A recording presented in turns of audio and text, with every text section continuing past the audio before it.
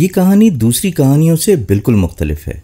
अगर आप इस कहानी को पूरा सुनेंगे तो आप भी सरप्राइज रह जाएंगे। ये कहानी एक लड़की की है जिसका नाम अगाथा था। वो एक सुनार की बेटी थी और एक बड़े से घर में रहती थी। इसके घर में ज़िंदगी का तमाम आराम और सहूलतें मौजूद थीं। इसके पास बहुत सा सोना था और बहुत सारे अच्छे कपड़े थे, मगर वो इन चीज़ों में कोई दिलचस्पी नहीं लेती थी क्योंकि वो बहुत बदसूरत थी। वो सारा दिन घर में ही रहती थी और रात होने से पहले घर से नहीं निकलती थी। एक दिन वो मुलाजमा जो पूरे घर का काम करती थी बीमार हो गई और अगाथा को दिन की रोशनी में सब्जी और गोश्त लेने बाजार जाना पड़ा। रास्ते में उसने अपनी टोपी नीची कर ली ताकि कोई उसे देख न सके, मगर बाजार में औरतों ने उसे पहचान लिया और आपस में सरगोशियाँ करने लगीं कि देखो यही है सुनार की बेटी, कितनी बदसूरत है। अगाथा तेज़ तेज़ कदम उठाने लगी।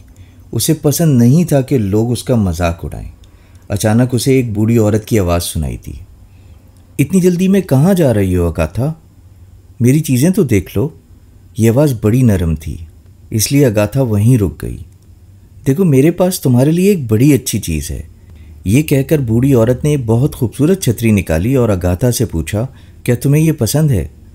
अगाथा ने जवाब दिया, पसंद तो बहुत है, मगर मैं चूंकि अपना ज़्यादातर वक्त घर में गुजारती हूँ, इसलिए मुझे ये छतरी की क्या ज़रूरत। बूढ़ी औरत मुस्कुराई और बोली, ज़रा ठहरो, तुम इसे अपने सर के ऊपर पकड़ो और फिर अपने आप को आईने में देखो। अगाथा ने छतरी को अपने सर के ऊपर पकड़ा और फिर आईने में अपना अक्स देखा तो वो हैरान रह गई। उसे आईने में एक बहुत ही खूबसूरत लड़की नजर आई। बूढ़ी औरत ने फ़ख्र से कहा, देखा, जब तक तुम इस छतरी को अपने सर के ऊपर पकड़े रहोगी तो लोगों को तुम्हारे दिल की खूबसूरती नजर आएगी और कोई तुम्हारे ऊपर हंसेगा नहीं। काश कि ये छतरी मेरी होती, अगाथा ने उसे देखते हुए कहा। बूढ़ी औरत ने इसके सर पर हाथ फेरते हुए कहा, ये तुम्हारी ही है मेरी बच्ची, अब तुम जाओ और खुश रहो। अगाथा ने देखा वो बूढ़ी औरत कपड़ों से बहुत गरीब लग रही थी, इसलिए अगाथा ने उसे अपना सोने का हार देते हुए कहा, क्या मैं भी आपको एक ऐसी ही चीज़ दूं जो आपके लिए बहुत सी खुशियां लाए? बूढ़ी औरत ने मुस्कुराते हुए हार ले लिया तो अगाथा ने देखा कि लोग उसे तारीफ़ी नज़रों से देख रहे हैं। अगाथा भी जवाब में इन्हें देखकर मुस्कुराई। जब अगाथा घर पहुंची तो उसने अपनी छतरी बंद कर ली और अपने बदसूरत चेहरे को आईने में देखा। उसने वो छतरी अपने डैडी को नहीं दिखाई क्योंकि उसे पता था उसके डैडी जब उसे चंद लम्हों के लिए खूबसूरत और फिर बाद में बदसूरत देखेंगे तो उन्हें बहुत दुख होगा। जब शाम हो गई तो अगाथा फिर छतरी लेकर बाहर निकली।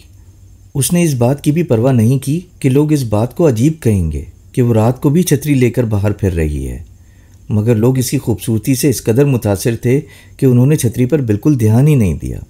जब अगाथा लोगों से बातें कर रही थी तो उसे बहुत से लोग एक जगह जमा नजर आए जो एक बदसूरत कुबड़े आदमी का मजाक उड़ा रहे थे और कह रहे थे, तुम हमारा मज़ा ख़राब कर रहे हो, जाओ यहाँ से। अगाथा ने यह देखा तो लोगों से कहा, तुम्हें दूसरों के एहसासात का ख्याल नहीं है। इस गरीब ने तुम्हारा क्या बिगाड़ा है, छोड़ दो इसे। मगर ये बदसूरत है, एक लड़की बोली। अगाथा थोड़ी देर खामोश खड़ी रही, फिर उसने इस बदसूरत आदमी को अपनी छतरी थमा दी। वो फ़ौरन एक बड़े खूबसूरत नौजवान में तब्दील हो गया। लोग हैरत से उसे देखने लगे। अगाथा ने सोचा कि अब लोग उसका मजाक उड़ाएंगे, मगर किसी ने उसे देखा तक नहीं। वो सब तो हैरत से उस आदमी को तक रहे थे।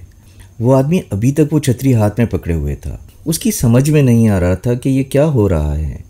अगाथा ने छतरी लेने को हाथ बढ़ाया, मगर फ़ौरन ही उसे एहसास हुआ कि अब उसे छतरी की ज़रूरत नहीं रही। वो एक लफ्ज़ कहे बगैर वहाँ से चली गई। एक एक करके तमाम बत्तियाँ बुझ गईं, मगर अब भी वहाँ पूरा चांद मौजूद था जिसने सड़कों को रोशन कर रखा था। अगाथा एक झील के किनारे मुंह धोने के लिए रुकी, मगर क्या ये उसका अपना अक्स है? एक बहुत खूबसूरत चेहरा जिस पर नेकी का नूर फैला हुआ था उसको झील में तक रहा था। वो चेहरा उस चेहरे से भी ज़्यादा खूबसूरत था जो छतरी के नीचे लोगों को नज़र आ रहा था। अगाथा का चेहरा अब पहले से बहुत ज़्यादा हसीन हो गया था। पानी में सितारे जगमगा रहे थे और हवा इन्हें लहरों पर घुमा रही थी। लग रहा था झील में हर तरफ जगमगाते हीरे तैर रहे हैं और अगाथा झील के किनारे झुकी हुई पानी में अपना अक्स हैरत से देख रही थी।